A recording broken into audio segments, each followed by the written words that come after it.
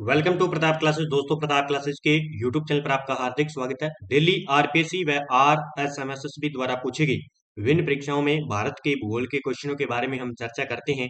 आज हमारा part number 4 आ चुका है, तो आगामी परीक्षाओं के लिए आपके लिए बहुत ही महत्वपूर्ण है। तो सभी विद्यार्थी वीडियो को लाइक कर दीजिए, शेयर कर दीजिए। चैनल पर नए हैं, चैनल को सब्सक्राइब कर लीजिए। आज एक और घोषणा है, नवरात्रि की स्पेशल शुभकामनाएं सभी को। और इसी के साथ नवरात्रि पर आपको क्या है, 50% जो है प्रताप क्लासेस की जितने भी टेस्ट सीरीज है उस पर क्या है, 50% की छूट मिल रही है आपको। ये ऑफर आज 15 अक्टूबर रात्रि 12 बजे तक रहेगा। प्रताप क्लासेस की ऐप को डाउनलोड करें। और ये देखो, दिल्ली पुलिस की जो 100 रुपए में थी वो 50 रुपए में हो गई है। कांस्टेबल की 100 रुपए में थी, 50 रुपए में हो गई है। और ये 50 रुपए वाली 30 रुपए में हो गई है। आपके लिए बहुत ही बड़ा मौका है, अच्छी तरीके से ले सकते हो आप। ये देखो, ऑल एग्जाम करंट अफेयर्स है और ज्योग्राफी टेस्ट सीरीज है जिसमें विश्व और भारत का मिलेगा आपको। आरपीएससी व आरएसएमएस द्वारा डाले गए क्वेश्चन है।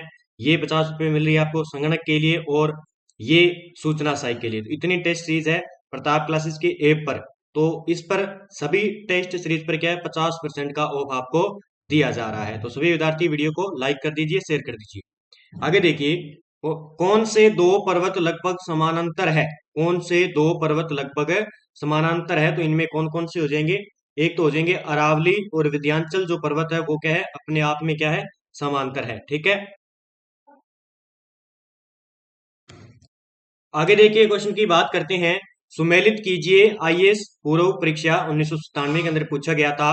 दक्कन ट्रैप, पश्चिमी घाट, अरावली और नर्मदा, इनकी उत्पत्ति कहां से होती है। जैसे दक्कन ट्रैप की उत्पत्ति कहां से हुई थी, तो दक्कन ट्रैप की उत्पत्ति हुई थी ये क्रिएटियस आदि नूतन काल से जो है दक्कन ट्रैप की उत्पत्ति होती है। पश्चिमी घाट जो उत्पन्न हुआ था वो कहां से हुआ था, ये हुआ था उत्तर नूतन काल में। कहां थे, उत्तर नूतन काल में। अरावली की बात करें तो प्री कैम्ब्रियन काल, प्री कैम्ब्रियन काल से किसका जो होता है, नहीं इसका हो जाएगा सीधा कैम्ब्रियन काल। प्री नहीं होगा, इसका होगा प्री कैम, ये कैम्ब्रियन काल 4 नंबर। और नर्मदा नदी का किस का उद्गम कहां से हुआ है, ये हुआ है अत्यंत नूतन काल से। कहां से, अत्यंत नूतन काल से। ये याद रखना है। यानी इसका आंसर क्या हो जाएगा, इसका आंसर हो जाएगा 3, 1, 4 और 5। ये इसका आंसर हो जाएगा। आगे देखते हैं हम क्या हो जाएगा। देखिए, इसका आंसर हो जाएगा 3 और उसके बाद 1 और 4 और 5, 2 नंबर इसका आंसर हो जाएगा। निम्नलिखित में से कौन सी पहाड़ियां पूर्वांचल पर्वत श्रेणी का हिस्सा नहीं है। राजस्थान पुलिस एग्जाम में पूछा गया था। तो पूर्वांचल श्रेणी की पहाड़ियां इनमें से कौन सी नहीं है। सेवरॉय की पहाड़ियां, सेवरॉय की पहाड़ियां जो है पूर्वांचल श्रेणी का भाग नहीं है, ये याद रखना है। और सेवरॉय की पहाड़ियां हैं कहाँ पे, तमिलनाडु के अंदर। कहाँ पे है, तमिलनाडु के अंदर है, ये याद रखना है। सेवरॉय की पहाड़ियां, नागा पहाड़ियां, मणिपुर की पहाड़ियां, मिजो पहाड़ियां, ये कहाँ पे है, पूर्वांचल पर्वत श्रेणी की पहाड़ियां हैं। बिल्कुल सही है। आगे देखिए, सुमेलित करना है। ये आरएस ज्योग्राफी के अंदर पूछा गया था कि चोटियों से पर्वत शिखर है और पर्वत श्रृंखला। डोडा बेटा है, नंदा देवी पूछा है और अमरकटक पूछा और गुरु शिखर पूछा है। किन हिमालयों से संबंधित है या पहाड़ियों से संबंधित है, तो आपको याद रखना है। देखिए, डोडा बेटा की बात करें तो ये किससे है, ये नीलगिरी पहाड़ियों से संबंधित है। बिल्कुल सही है। नंदा देवी की बात करेंगे तो ये भी हिमालय पर्वत के अंदर है। और अमरकटक की बात करेंगे तो ये कहाँ पे है, ये है मैकाल मालाओं पर, यानी मैकाल जो पर्वत है। और गुरु शिखर अरावली मालाओं पर। इसका आंसर क्या हो जाएगा, इसका आंसर हो जाएगा 1 और 2 और 4 और 3, 12, 43 इसका आंसर हो जाएगा। हम देखते हैं क्या हो जाएगा, 12, 43, ये रहा सी इसका आंसर हो जाएगा। बिल्कुल सुमेलित करना है। फिर से देखिए, पटवार 2021 में पूछा गया था, शिफ्ट फर्स्ट में। चोटी दी हुई है और पर्वत श्रृंखला दी हुई है, गुरु शिखर, धूपगढ़, डोडा बेटा, सांसेर, कौगरी। तो ये जो चोटियां ना, ये जो नई नई आती है ना, ये एग्जाम में सीधी पूछ लीजिए बाद में कि किस किस भाग का ये क्षेत्र है। तो इसमें देखिए, ए का हो जाएगा गुरु शिखर, कहाँ पे हो जाएगा, 5 नंबर आ जाएगा। ठीक है, क्या हो जाएगा, अरावली के अंदर है। और धूपगढ़ की बात करेंगे तो ये है सतपुड़ा पहाड़ियों पे। और जो है डोडा बेटा, ये पहले भी बताया, ये नीलगिरी में हो जाएगा। और ये जो है सांसेर कांगरी, ये काराकोरम श्रेणी की। ठीक है, याद रखना आपको। तो इसका आंसर क्या हो जाएगा, इसका आंसर हो जाएगा 5, 2, 3, 1। ठीक है, 5, 2, 3, 1। टोडा जनजाति का आवास स्थल क्या है। टोडा जनजाति है, उसका आवास स्थल है नीलगिरी की श्रेणियां, नीलगिरी की श्रेणियां जो है जिसे टोडा या टोडी या इसे टुंडा के नाम से जाना जाता है, वह टुंडा टुंडा के नाम से इसे जाना जाता है। ठीक है, ये याद रखना है। पेंसिला जोड़ता है, पेंसिला किसको जोड़ता है? पेंसिला जोड़ता है अपने श्रीनगर को लेह से जोड़ता है पेंसिला। याद रखना है आपको, पेंसिला PENSI उसके बाद LA, पेंसिला जोड़ता है। ठीक है, ये पेंसिला है कहाँ पे? भारत के लद्दाख क्षेत्र में स्थित हिमालय की पहाड़ी दर्रा है, जिसे जास्कर का द्वार कहते हैं। याद रखना आपको, इस पेंसिला को क्या कहते हैं? जास्कर का द्वार कहते हैं। जास्कर का द्वार क्या कहते हैं? जास्कर का द्वार कहते हैं। याद रखना आपको, यह दर्रा लद्दाख की सुरु घाटी को जो है। आगे देखिए, अगले क्वेश्चन की बात करते हैं। अगला क्वेश्चन देखिए, मणिपुर का अधिकांश धरातल है, मणिपुर का अधिकांश धरातल किस प्रकार का है? मैदानी है, पठारी है, दलदली है या पर्वतीय है? इसका आंसर हो जाएगा पर्वतीय है। मणिपुरी का जो मणिपुर का है वो जो है अधिकांश धरातल पर्वतीय है। और मणिपुर राज्य का कुल क्षेत्रफल कितना है? 22,327 वर्ग किमी है। कितना है? 22,327 वर्ग किमी है, ये याद रखना है। और भू सतह का भाग कितना है भारत के अंदर? इसका भू सतह का भाग, भू सतह का भाग है 0.7%। 0.7% भाग इसका भू सतह है भारत के अंदर। और आपको बस थोड़ा इतना ही याद रखना है। विश्व में कांगसोंग की तरफ से माउंट एवरेस्ट पर सफलतापूर्वक चढ़ने वाली प्रथम महिला कौन थी? ठीक है, याद रखना है क्या पूछा है? कांगसोंग की तरफ से माउंट एवरेस्ट पर सफलतापूर्वक चढ़ने वाली पहली महिला कौन थी, यह पूछा जाता है। तो संतोष यादव हो जाएगा इसका answer. Santosh Yadav mount Everest पर 2 बार, एक तो 1992 में और 1993 में ये चढ़ने वाली विश्व की प्रथम महिला है। याद रखना है आपको। ठीक है, बिहार में सासाराम से लेकर राजस्थान में चित्तौड़गढ़ तक फैली लगभग क्रमिक पट्टी जिस सेल समूह की है वह है। कहां से? सासाराम से लेकर राजस्थान में चित्तौड़गढ़ तक फैली लगभग क्रमिक पट्टी जिस सेल समूह की है वह कौन सी है? ये हो जाएगी विंध्यन कगार भूमि, जिसे कहते हैं विंध्यन की जो है सेल समूह पाई जाती है। ठीक है, निम्नलिखित में से कौन सी संरचना भारत के नक्शे पर सबसे उत्तर में है? देखिए, महिला पर्यवेक्षक परीक्षा में पूछा गया था कि कौन सी संरचना भारत के नक्शे पर सबसे उत्तर में है। सबसे उत्तर में हो जाएगी मालवा का पठार। ठीक है, इसने पूछा है उत्तर में कौन सी है भारत के नक्शे में। ठीक है, नक्शा पढ़े तो नक्शे के अंदर हमें पता चलेगा कि भारत के उत्तर में सबसे जो है कौन सा है। आगे देखते हैं क्वेश्चन का। देखिए अगला, भारतीय गंगीय मैदान को दक्षिणी पठार से विभक्त करने वाली पर्वत श्रृंखला कौन सी है? भारतीय गंगीय मैदान को, जो गंगा का मैदान है उसको को दक्षिणी पठार से विभक्त करने वाली पर्वत श्रृंखला कौन सी है? विंध्यन जो पठार है वो क्या करता है? गंगा के मैदान को दक्षिणी पठार से क्या करता है? विभक्त करता है। याद रखना आपको। ठीक है, और जो विंध्यन पर्वत श्रेणी है, विंध्यन पर्वत श्रेणी की बात करें, विंध्यन पर्वत श्रेणी की, तो ये भारत और मध्य प्रदेश में स्थित है। ठीक है, भारत के मध्य प्रदेश में, भारत और नहीं, भारत के मध्य प्रदेश में स्थित है। ठीक है, यह उत्तर में मिर्जापुर में गंगा नदी तक जाती है। यानी जो गंगा नदी का मैदान है जहाँ पे स्थान है एक मिर्जापुर, शायद तक यूपी में ये, वहां तक ये जाती है क्या? विंध्यन पर्वत श्रेणी। ठीक है, ये भी आपको याद रखना है। आगे देखिए, भाप बोल्डर्स किस युग से संबंधित है? भाप बोल्डर किस युग से संबंधित है? तो ये है परमियन कार्बोनिफेरस युग से संबंधित है। याद रखना आपको, भाप बोल्डर्स। पाट क्षेत्र अवस्थित है, पाट क्षेत्र अवस्थित है, तो यह है छोटा नागपुर पठार के अंदर पाट क्षेत्र अवस्थित है। आगे क्वेश्चन देखिए, निम्नलिखित में से कौन कौन से पठार प्रायद्वीपीय पठार प्रदेश में अवस्थित है? कौन कौन से पठार प्रायद्वीपीय पठार प्रदेश में अवस्थित है? तो कौन कौन से पठार आ जाएंगे इसमें? इसमें देखिए, एक तो आ जाएगा बुंदेलखंड उच्च भूमि, उसके बाद मेघालय का पठार, उसके बाद मालवा का पठार, उसके बाद दक्कन का पठार। ये किस में आएंगे? प्रायद्वीपीय पठार प्रदेश में आएंगे। ये लद्दाख का पठार क्या हो गया, ऊपर आ गया, ठीक है, भारत की स्थिति के अंदर ऊपर आ गया। और यहाँ पे जो है पूरा प्रायद्वीपीय पठार प्रदेश है, तो इसमें मेघालय का भी आ जाएगा, इस प्रकार फैला हुआ है, बुंदेलखंड का आ जाएगा, दक्कन का पठार आ जाएगा, ठीक है। इसमें आंसर की बात करें तो 1 2 3 4 इसका आंसर हो जाएगा बिल्कुल। आगे देखिए, निम्न कथनों पर विचार कर सही कोट का चयन करें। वरिष्ठ अध्यापक, एसएसटी में पूछा गया था, बहुत ही अच्छा क्वेश्चन है और एग्जाम में पूछा भी जा सकता है।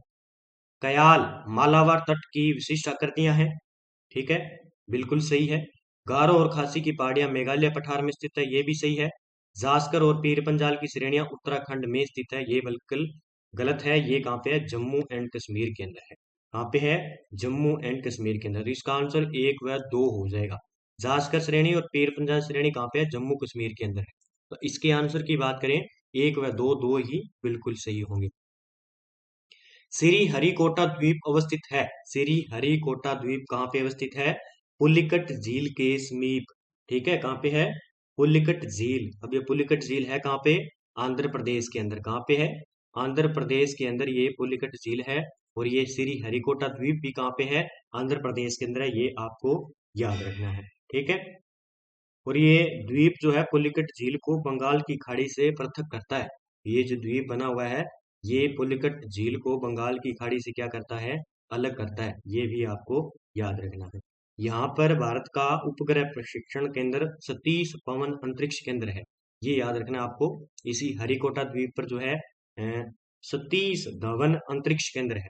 कौन सा, सतीश धवन अंतरिक्ष केंद्र कहाँ पे है, श्री हरिकोटा द्वीप आंध्र प्रदेश के अंदर है। आगे देखिए, अंडमान और निकोबार द्वीप समूह का सर्वोच्च शिखर पल्याण शिखर यानी सैंडल पीक स्थित है। अब देखिए, सैंडल पीक को पल्याण शिखर कहते हैं। आपसे पूछ ले सीधा ही कि अंडमान और निकोबार द्वीप समूह का सर्वोच्च शिखर पल्याण शिखर है कहाँ पे, ये सैंडल पीक आपको याद रखना है कहाँ पे है। इस प्रकार ये पूरा फैला हुआ है अंडमान और निकोबार। इसमें पूछा है कि सैंडल पीक किस भाग का हिस्सा है, तो ये है उत्तरी अंडमान का भाग है। इसका उत्तरी अंडमान का भाग है, जो अंडमान निकोबार की सबसे ऊंची चोटी मानी जाती है। इस सैंडल पीक की ऊंचाई है लगभग 738 मीटर है। कितनी है, याद रखना है, 738 मीटर है, ठीक है। वही बात करें तो निकोबार जो द्वीप है, इसका सबसे ऊंचा समूह, जो निकोबार द्वीप समूह है, इसका पूछ लिया अगर स्पेशल आपसे, इसका सबसे ऊंचा शिखर हो जाएगा माउंट लुथियर। माउंट लुथियर कौन सा हो जाएगा, माउंट लुइयर, ठीक है, 642 मीटर है। लुथियर नहीं, यहाँ पे माउंट लुइयर, ये 642 मीटर है, ये भी आपको याद रखना है। निम्नलिखित में से कौन गुजरात के तटीय क्षेत्र पर स्थित नहीं है। देखिए, तटीय क्षेत्र पर नहीं है।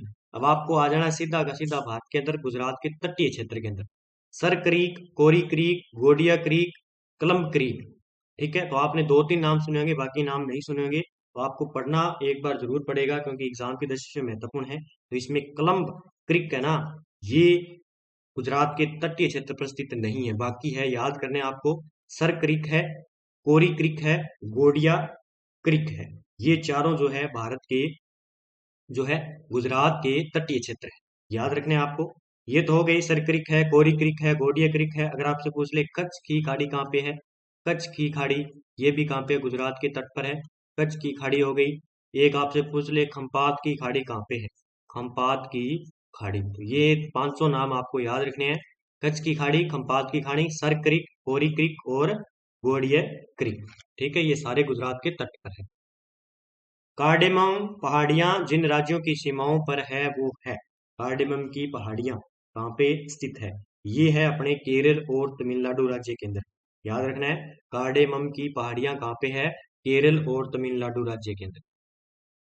भारत की सबसे दक्षिण की पहाड़ी श्रृंखला जानी जाती है, भारत की सबसे दक्षिण की पहाड़ी, सीधा मैप में अगर आप मैप जानते हो तो लगभग आपका निशाना सीधा चला जाएगा। दक्षिण पूछा है तो आपको पूरा उत्तर भूजाना, पूर्वी भूजाना, आपको सीधा दक्षिण में आ जाना है। जावादी पहाड़ियां, नीलगिरी की पहाड़ियां, कार्डेमम की पहाड़ियां, अन्नामलाई की पहाड़ियां। इसने पूछा है कि भारत की सबसे दक्षिण की पहाड़ी मानी जाती है, सबसे दक्षिण की पहाड़ी कौन सी हो जाएगी इसमें, कार्डेमम की पहाड़ियां। कौन सी, कार्डेमोम की पहाड़ियां, ये याद रखना है। जिसे हम क्या कहते हैं, इलायची की पहाड़ियां, क्या कहते हैं, इसी कार्डेमोम की पहाड़ियों को अन्य नाम से जाना जाता है। यहीं पे कौन सी है, इलायची की पहाड़ियां जिसे कहते हैं, इलायची की पहाड़ियां। ठीक है, ये सबसे दक्षिण की पहाड़ी श्रृंखला है, आपको याद रखना है। ठीक है, और ये है कहाँ पे, तो मैं आपको बता देता हूँ। ये भारत में दक्षिणी पश्चिमी घाट है, जो कि केरल के दक्षिणी पूर्वी हिस्से में है और तमिलनाडु के दक्षिणी पश्चिमी हिस्से में अवस्थित है। तो ये दक्षिण के लगभग आगे, अंतिम छोर तक आ गई। ठीक है, ये याद रखना है। और इलायची की खेती यहाँ पे व्यापक रूप से की जाती है, ये भी याद रखना है आपको। ठीक है, और बस इतना ही ज्यादा एग्जाम में पूछा जाता है। उत्तरी भारत के पंजाब के मैदानों में का वर्चस्व है, दोनों दरों, दो आबों और ग्रेनाइट का। उत्तरी जो भारत है, वहां के पंजाब के जो मैदान है, वो किसके लिए वर्चस्व में रहते हैं, बहुत ही अच्छा क्वेश्चन है। ये रहते हैं दो आब के लिए प्रसिद्ध है। आपको पता है पंजाब दो आब क्षेत्रों के लिए बहुत ही प्रसिद्ध है। ठीक है, अब मैं आपको बताता हूँ कौन कौन से दो दो आब बनते हैं। देखिए पंजाब के अंदर एक तो एग्जाम में पूछा जाता है बिस्त, कौन सा, बिस्त दो आब, यहाँ पे ब है ये, बिस्त दो आब। ठीक है, बिस्त दो आब किन नदियों, दो नदियों द्वारा बनाया जाता है, रावी व व्यास के द्वारा, रावी व व्यास के द्वारा। ठीक है, ये याद रखना है आपको, रावी व व्यास के द्वारा। फिर बारी दो आब, क्या पूछा जाता है, बारी दो आब, बारी दो आब। ठीक है, ये है चिनाब व रावी नदी के बीच में, चिनावी व चिनाब व रावी नदी के बीच में। ठीक है, चिनाब व रावी नदी के बीच में। एक पूछा जाता है रेचना, कौन सा, रेचना दोआब। तो रेचना दोआब किन के बीच में हो जाएगा, झेलम,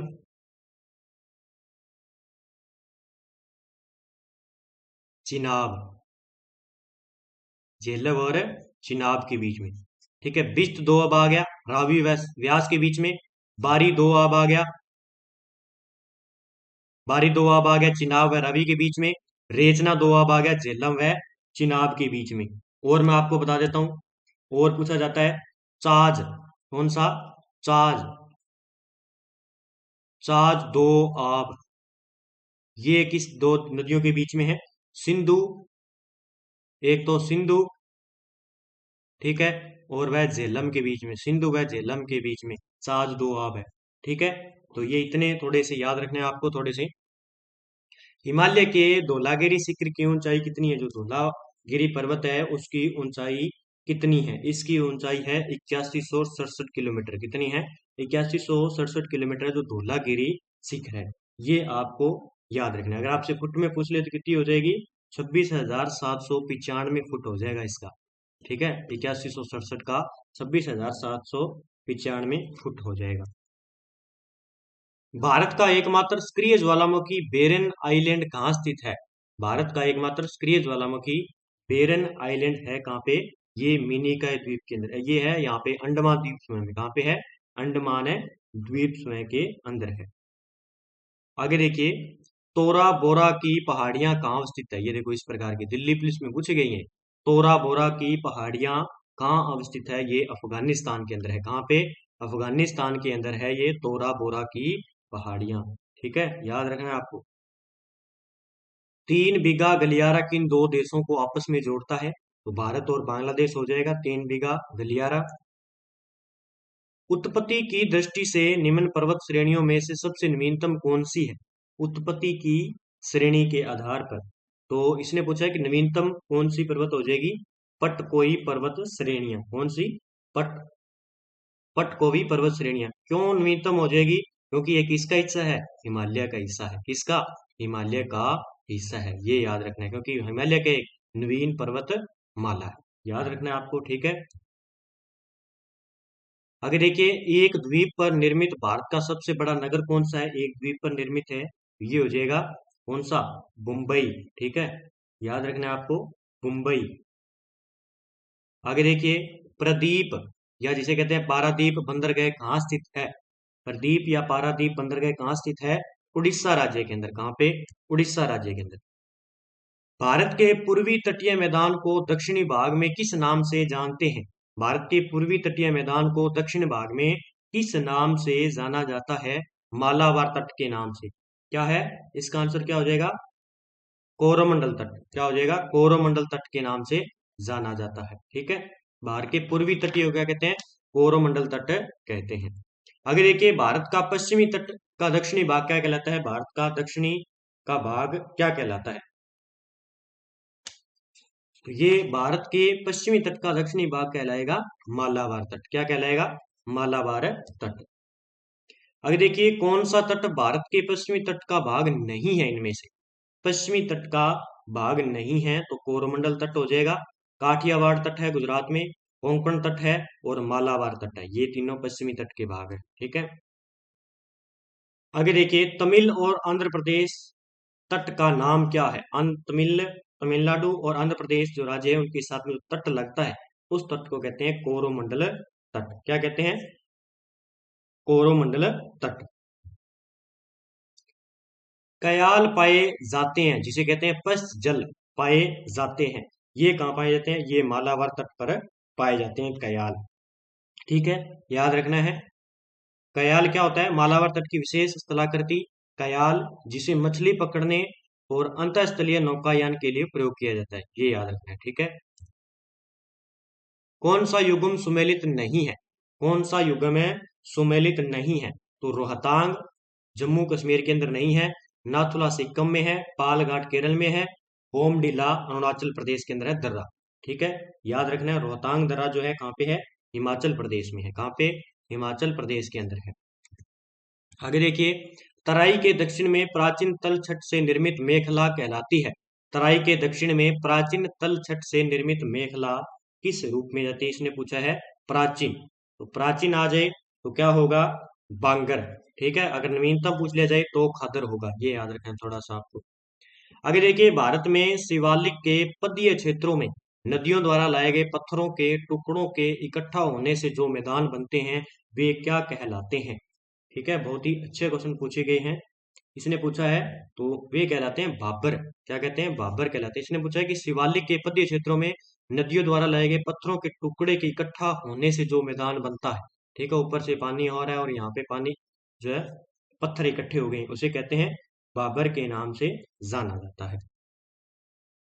दी गई भू आकृतियों का उत्तर से दक्षिण दिशा में अवस्थिति का सही क्रम बताइए। ये बहुत बार है और रीट में पूछा गया और बहुत बार एग्जाम में पूछा गया।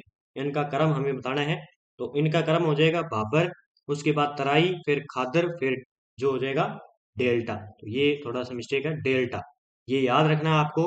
ठीक है, भाबर, उसके बाद में तराई, उसके बाद खादर, उसके बाद डेल्टा। ठीक है, ये आ जाता है। आगे देखिए, निम्न में से कौन सी प्रायद्वीपीय भारत की सर्वोच्च पर्वतीय चोटी है? ये देखो, आरपीएससी सेकंड ग्रेड में REET लेवल 2 परीक्षा में पूछा गया था और जनसंपर्क अधिकारी परीक्षा में पूछा गया था। देखो, तीन परीक्षा में सेम क्वेश्चन पूछा गया है। प्रायद्वीपीय भारत की सर्वोच्च पर्वत चोटी आपके भी आगे सीधे के सीधे कांस्टेबल दिल्ली पुलिस के अंदर, SSC के अंदर, जो भी स्टेट लेवल और राजस्थान लेवल की एग्जाम की तैयारी करियो जहाँ पे इंडिया जीके आने वाला है, तो सीधे के सीधे आपको वहां पे देखने को मिलेंगे। तो अनाईमुडी, कौन सी? अनाईमुडी चोटी हो जाएगी। दक्षिण भारत की सर्वोच्च पर्वत चोटी है, इसकी ऊंचाई 2695 मीटर है। कितनी है? 2695 मीटर है, ये याद रखना है। और ये है कहाँ पे? केरल के इडुक्की जिले में है। कहाँ पे? केरल के इडुक्की जिले में स्थित है, जो पश्चिमी घाट का पर्वत भाग है। निम्नलिखित में से कौन सी पर्वतीय चोटी पूर्वी घाट में अवस्थित नहीं है? पूर्वी घाट में अवस्थित नहीं है। देखिए, इसमें बात करें तो इसमें गल्ली कोंडा है, सिकनराम गट्टा है, माधुगुला कांडा है। तो सलहेर जो है वो पूर्वी घाट की चोटी नहीं है। कौन सी? जो सलेहर। ठीक है, सलेहर आपको याद रखना है। आगे देखिए, सुमेलित करना है भोर घाट, गौरान घाट, पाल घाट, खाल घाट। ये जो घाट है उनमें सुमेलित करना है हमें, कौन सा सही होगा? देखिए, भोर घाट है वो मुंबई से पुणे तक है, भोर घाट। उसमें बात करें तो ये आ जाएगा उदयपुर, सिरोही और जालौर के अंदर है। गौरान घाट राजस्थान में। पाल घाट की बात करें तो पाल घाट है ये कोयम्बटूर से कोची तक, और थाल घाट है नासिक से मुंबई तक। नासिक से मुंबई तक है, ये याद रखना है। इसका आंसर हो जाएगा 2, फिर इसके बाद 1, फिर 4, फिर उसके बाद 3, 21, 43। ठीक है। देखिए इसमें कहाँ पे है, 2, 1, 21 और 43, 3 नंबर इसका आंसर हो जाएगा।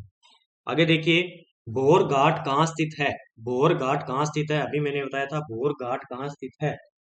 तो ये है लोनावाला, महाराष्ट्र के अंदर। लोनावाला महाराष्ट्र के अंदर इसकी स्थिति है। तो आज के इतने ही टॉप 50 क्वेश्चन हमारे हो गए हैं। तो सभी विद्यार्थी डेली वीडियो को देखिए और अच्छे तरीके से इन क्वेश्चनों को निकालिए। इसकी टेस्ट सीरीज आपको प्रताप क्लासेस की जो है, मैं इसकी बता देता हूँ टेस्ट सीरीज कौन सी है इसकी।